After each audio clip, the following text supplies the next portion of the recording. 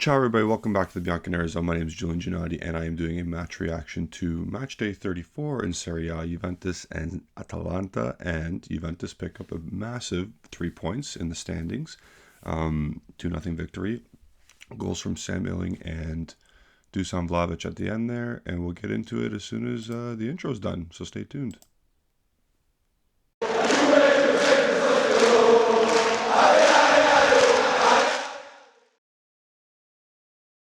Welcome back, and yes, it was a 2-0 victory, and it was probably one of the performances of the season. It's not saying much, and it's not like we were world beaters today, as we'll get into the stats and I'll let you know. But first thoughts on the game, solid. Atalanta did have many attempts at goal, but none of them were clear cut. They did hit the post a couple times, but it was off a little scrappy header, and it was a shot from outside the box from Zappacosta. Other than that, nothing really too too obvious and too dangerous. I'll say we were very solid at the back. Locatelli with another quietly demonstrative, excellent defensive performance. Everyone in the back three was solid defensively. Going forward with the ball, obviously nightmare, but Danilo, Rugani did well enough to put Zapata off. So kudos to him. Kudos to Danilo, Sandro, Locatelli, like I said. But we'll get into that later, the player ratings and all that. But in terms of game flow, with the starting 11 that we saw, it went exactly as expected. Not counterattacks, but like the first 15 minutes were good. Lots of pressure up the field in Atalanta's half. In their third, even. I still think Milik and Di Maria ain't it up top together because it's too stagnant. Di Maria is all on his own in the right side of the field. Milik, he's struggling right now. It is what it is, but we know why the starting 11 was what it was, because we have the midweek match against Sevilla coming up. So for the 11 that started, it is what it is. It went exactly how we expected it to go. Nothing too positive in the game, but enough to carry a threat, at least. We saw more in the second half. Obviously, Iling Jr., marvelous game. Everything you expect from a young kid, he exceeded. He was flashy on the ball. He was direct. He was active, trying to get in behind the defense as a wing back, going at players, doing step overs, drags, all whatever you want. And then the defensive tenacity to get the ball on his goal, recover the ball. I think it was against Zappacosta. I think. I can't remember right now. But he clearly bodies him fairly legally and then retains the ball, dribbles at someone, commits someone, and then finds the overlapping Rabiot, who cuts it across the box. I think it was Jim City maybe who made a poor clearance right into Illing's feet, and he put away the rebound. Good, scrappy goal. Doesn't matter how they go in. Just matters that the build-up to that was positive from Iling. And yeah, there's talks about him leaving already. It's his first start for the club. It's his first team start, and he scores a goal.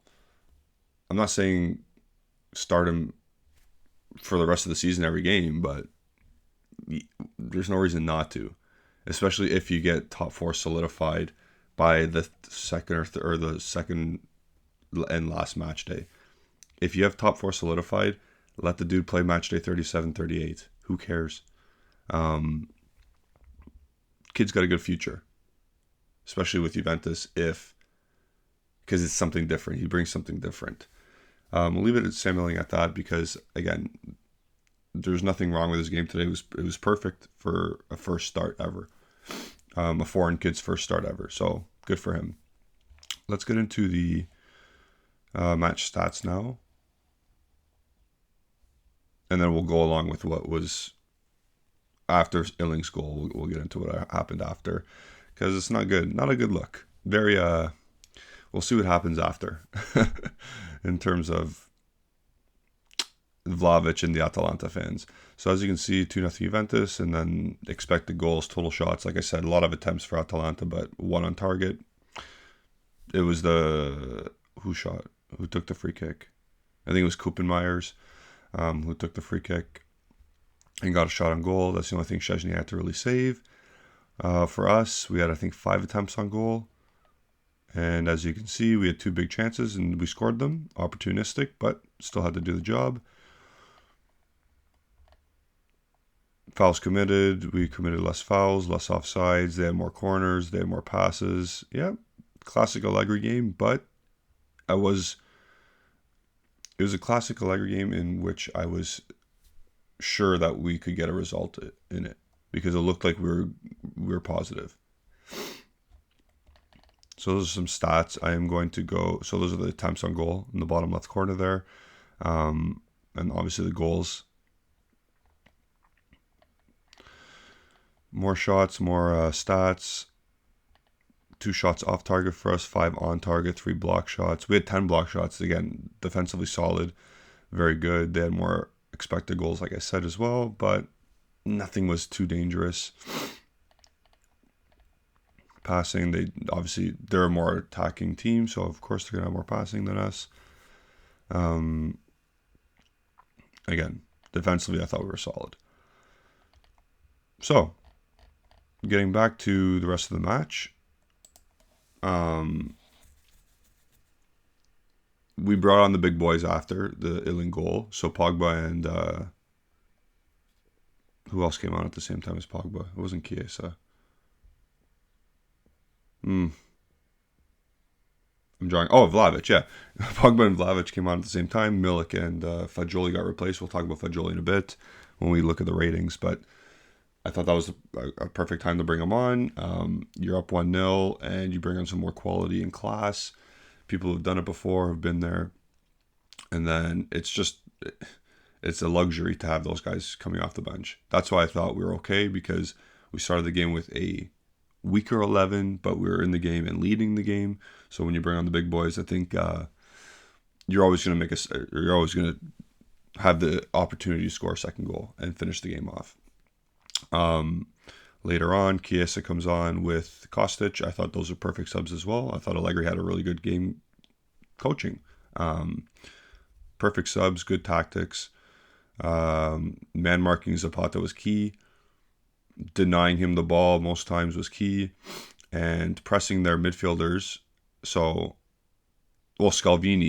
not a midfielder, but pressuring him when he had the ball, because he's their ball-playing defender. But pressuring him when he had the ball made a lot of errors. But also pressuring Kuppenmeyers, pressuring Derone, who had a horrible game. He was bad. I thought the tactics were spot on from Allegri today. He did well. So good for him. Again, brought on Kostic and Chiesa for more pace and defensive cover. Di Maria was obviously getting more tired and tired as the game went on. He's 36 years old or whatever. And Iling, he's young and experienced, so put on the more experienced guy. That's why you got Kostic for cover. So they came on. Steady as she goes. Then you hear some racist chants from Atalanta's fans. And then Dusan Vlahovic shuts them up with a great goal. We'll see what happens with Serie A. We'll see what happens with other major social media accounts. See what happens if they treat Vlahovic the same as Lukaku, or if it's only Lukaku who gets the treatment because he's a bigger name. Vlahovic did get a yellow card for the exact same thing. So we'll see what happens. I don't want to get into that really, because if I cry wolf, then what's going to happen? No one's going to listen to me. So we'll go to the ratings now. Let me know if you agree with these. These are the starters. Obviously, who cares about Atalanta players? To me, the only one I disagree with mostly, I disagree with Di Maria's high rating there, and I disagree with Cuadrado. I thought Cuadrado wasn't great. He lost the ball again. And I think Rugani's score is a bit low. Whatever. It's my opinion. Let me know yours in the comments, of course. Do you agree with these opinions or these ratings? Again, I agree with most of them. We'll talk about Fagioli right now. Poor. he was brought off at the right time. I thought he probably could have been brought off a bit earlier, but he struggled today. He needs players to link up with. He needs players that are going to exploit his good attributes. He likes to get into pockets of space and play the ball. Quadrado loses the ball a lot. Locatelli is too defensively oriented at this point in the season, at this point of his Juventus career. Di Maria has been shit recently, and Milik's a black hole offensively right now. And then Rabiot plays backwards. Again, we know what Rabiot is. So Fagioli was stuck in an island today. I'll give him that. But if he wants to be a top-level midfielder, if he wants to be what everyone claims he's going to be, he needs to be better and be the dominant player in this midfield. In this three, knowing what Locatelli's role is, he's got to be the dominant midfielder.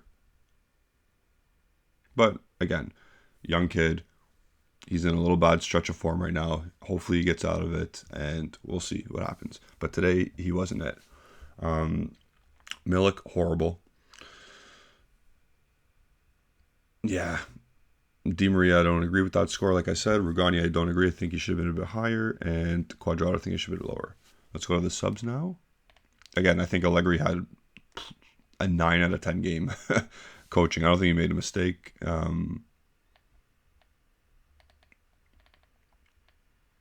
There's Vlahovic's score. He got a 7.4 with the goal. Of course, early on, he had a few good touches. Then as his game, when he went onto the field, grew, he was losing the ball a bit more. His choices on counterattacks wasn't great. A lot of miscommunication with Chiesa when he came on. But they did combine for a goal at the end. And that's the main thing. Chiesa and Vlahovic, though, they pass the ball behind each other a lot. They're not in sync. Pogba came on. I think he did well. Couple of good tackles, good interceptions, good dominant dribbles, and the ability to get past people. Why he's been brought into the team. Still there. Not the quickest anymore, not the fastest, but yeah, he was good again. And then Kostic and Chiesa don't get ratings because they played less than 10 minutes. Well, they played technically more because there was like 8 minutes of out of time for some reason. But Chiesa and Kostic, they did well when they came on, for the most part. Again, not much to complain about. I have to show the standings now. They're going to be on the right-hand side of your screen. I'm going to move myself down here. As you can see, Roma 7th. The Seven Sisters are all at the top there. Scroll down. Come on, Napoli. There you go. So you can see Napoli there, 80. We're at 66 now, 2 points out of Lazio, 3 points out of Inter. The main thing is to stay in front of Milan here. We're 5 points out of them still. We keep our distance. But I think I agree with Alejandro a bit. If you guys have watched our podcast this week, he says that we're going to get docked with a penalty of 9 points or something.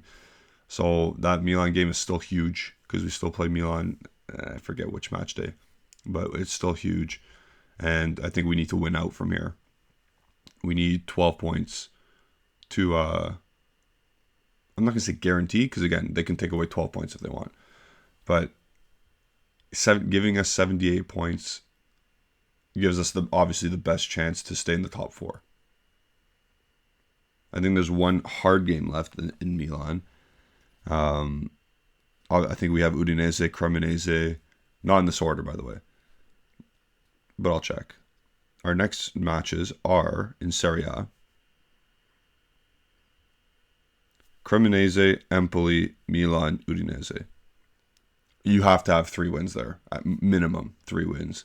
And then against Milan, depending where they are, maybe a draw would be fine. But 4 wins would be obviously optimal. 3 wins is a must. So